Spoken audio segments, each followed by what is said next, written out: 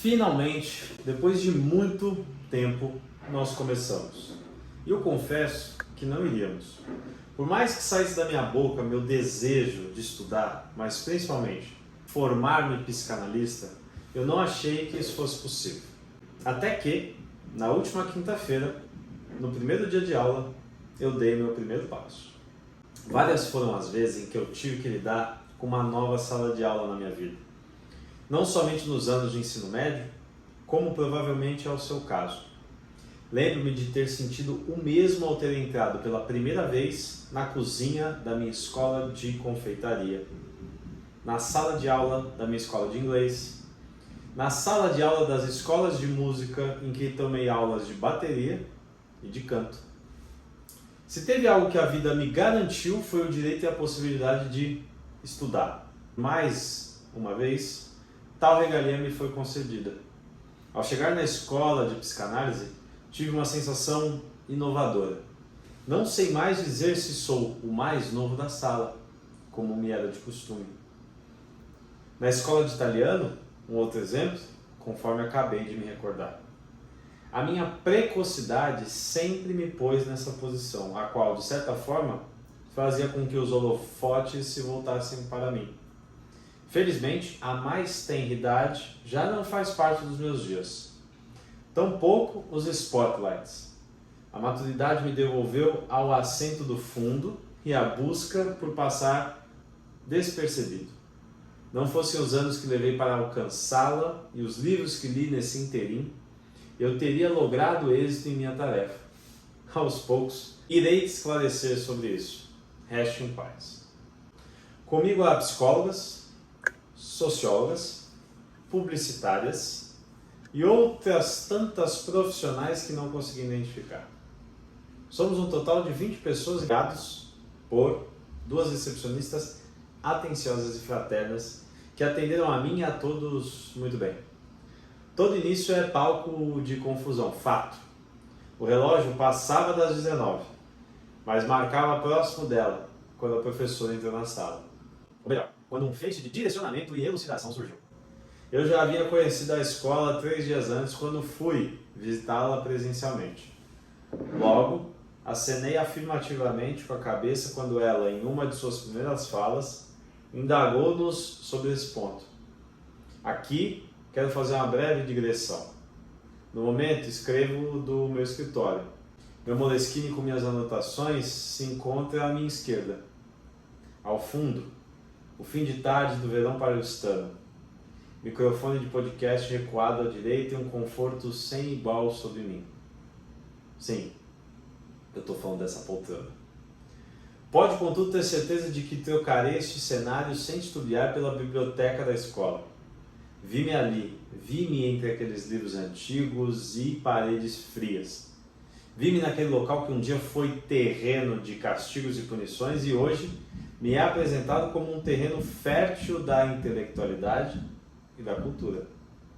Eu não sei se compartilhamos da mesma vaidade, mas caso um dia eu venha a ser lembrado por algo, que seja pela quantidade de informações que eu possuía, pelo volume de citações que eu fazia e pelo número de páginas que haviam passado diante dos meus olhos.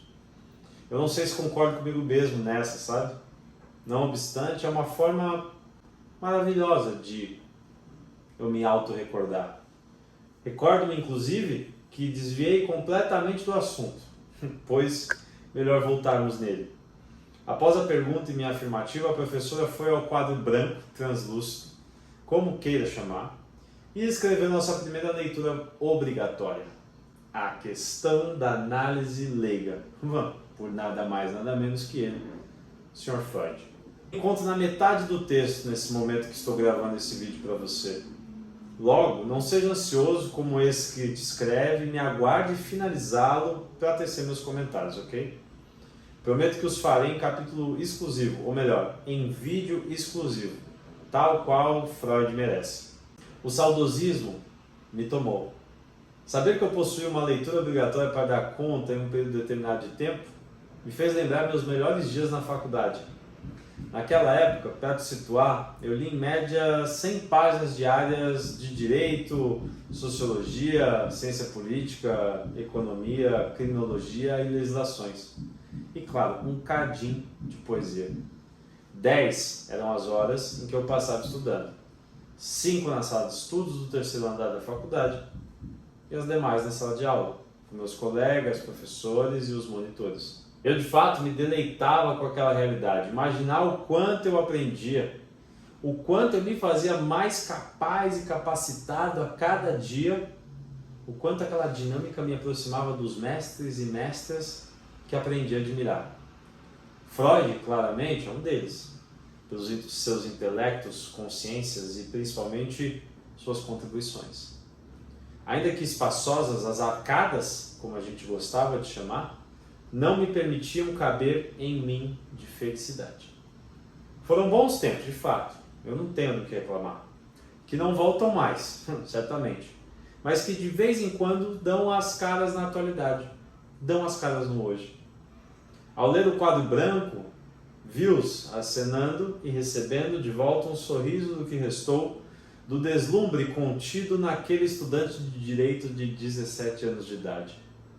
Após recados protocolares, um pouco da história da sociedade de psicanálise, a missão da formação e as dinâmicas que ela exige para que meus colegas e eu nos formemos. Finalmente, entramos no conteúdo. A primeira pergunta que foi feita e que, obviamente, foi respondida é justamente o título desse vídeo. O que é psicanálise? Foi a pergunta que deu início à nossa aula.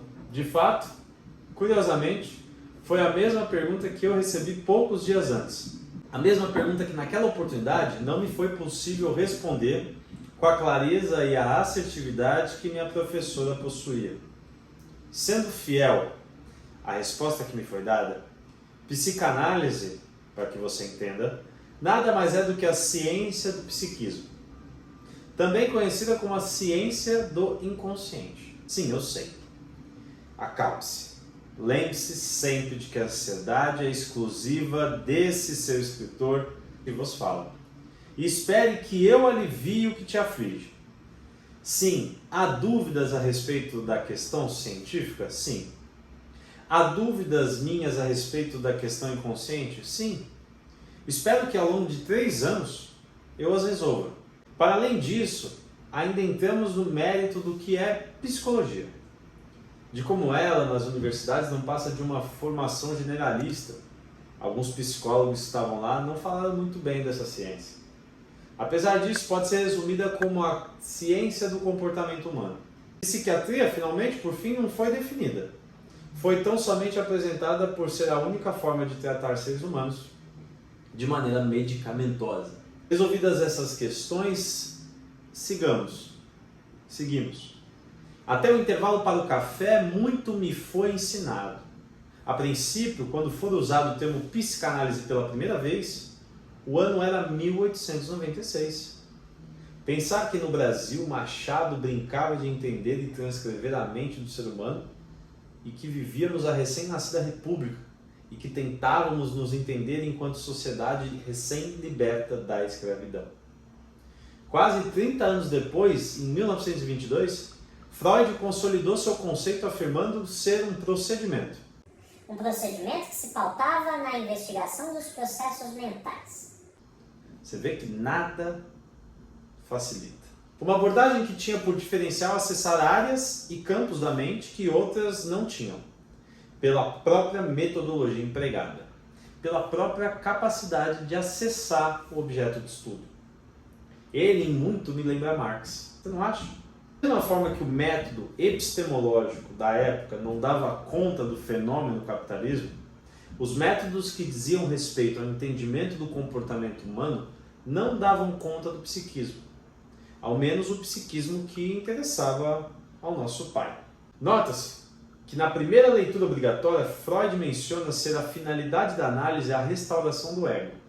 Na aula, de maneira coesa, disse ser a psicanálise uma forma de tratar distúrbios. E por falar em saudade, como diria Vinícius, ou por falar em ciência, como diria seu fã, esse aqui, Freud chegou à máxima da categorização de seu trabalho ao dizer que a psicanálise é uma coleção de informações psicológicas que se acumula em uma nova disciplina científica. Disciplinarmente, aprendi que os analistas não direcionam a fala, mas que eu esteja falando muito agora nesse momento. Quem me dera estar podendo te ouvir agora mesmo, para já ganhar costume com essa minha nova tarefa. Freud dava as mãos a Marx em outro ponto ao qual quero chamar sua atenção. Por mais que meu dever aqui não seja, como eu acabei de dizer, direcionar sua fala. Ambos tinham um compromisso radical, ou seja, de compreender as determinações dos fenômenos na raiz, nas profundezas da sua estrutura. Marx, para isso, valeu-se da totalidade, da negativa da aparência, da abordagem sobre a ideologia, da alienação. Marx, para isso, aplicou o método materialista histórico. Mas de Freud, eu ainda tenho pouco a dizer, quiçá acrescentar.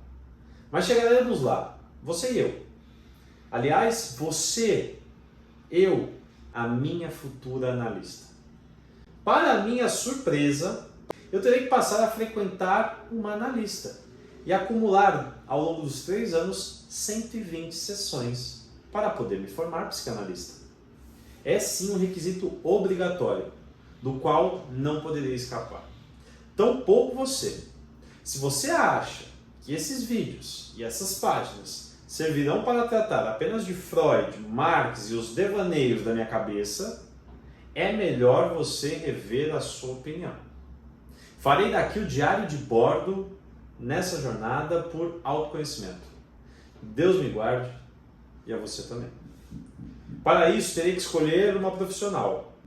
Para isso, por sua vez, terei que levar em consideração um termo que aprendi na quinta-feira chamado transferência. Essa, a bem dizer, é a conexão emocional entre psicanalista e seu paciente. Ainda não escolhi, mas pode ficar tranquilo que assim que eu definir quem será esse personagem, você será um dos primeiros a conhecê-lo, ou você será uma das primeiras a conhecê-lo. Tens minha palavra. Sabe-se lá como será essa tal de transferência. Sinto que será uma guerra de foices entre um soldado de Marx contra um combatente de Freud. Obviamente estarei vulnerável. Obviamente ele levará armas poderosas para a batalha. Armas que me fragilizam, como o divã e o valor de sua hora. A meu favor terei somente meu olhar. Analítico, vigilante, atento, perspicaz. Não me condene por tentar analisar o analista enquanto ele tenta fazer o mesmo comigo. Já estou avisando de antemão para não haver cobranças no futuro, nem arrependimentos. Evidenciar o significado inconsciente das palavras, ações, dos sonhos e das fantasias. Essa será sua, ou nossa, tarefa durante as sessões. Pode haver uma competição da parte dele para saber quem se sai melhor. Eu jogarei conforme me permitirem. Ainda que eu não goste de entrar derrotado, imagino que pelo menos de início e até o final, ele me vencerá na missão de compreender os mistérios de minha alma. Para isso demandará alguns saberes, os quais minha cabeça ainda está formando. O sentido de ego, por exemplo, como pré-consciente, o qual se traduz como conhecimentos que demandam esforço mental para ganhar em vida. Outro exemplo, como inconsciente. O reprimido, mais um, como um pedaço de inconsciente em que a psicanálise atua e que é acessado somente por ela. Percebendo? A treta em que eu me meti? Não reclamo, entretanto. Certas brigas são boas de se comprar. Veja que na continuação da aula, tratamos dos instintos como aqueles que nos levam a agir e a atuar na vida, tomando 2 elementos como referenciais. O primeiro deles, a proteção, e o segundo, a sobrevivência. Talvez Freud explicará isso mais à frente para mim. Certamente seja esse o motivo de amarmos tanto nossa mãe. Ela é a fonte primeira de satisfação dos nossos instintos, se você parar para pensar. Com seu colo e seu leite, ela, além de nos dar a luz, nos garante a vida. Em troca, conferimos amor, eros, e nos afastamos das ressalvas, receios e medo da morte, tânatos. Esses são os princípios, amor e morte, que guiam, a priori, nossos instintos. São eles que farão com que atendamos aos nossos anseios. Dos mais primitivos aos mais sofisticados, são eles que, quem sabe, me fizeram dar início a esse relato e me comprometer a seguir com ele pelos próximos 3 anos. Quem sabe são eles que te farão permanecer comigo nos próximos vídeos e aqui nesse canal.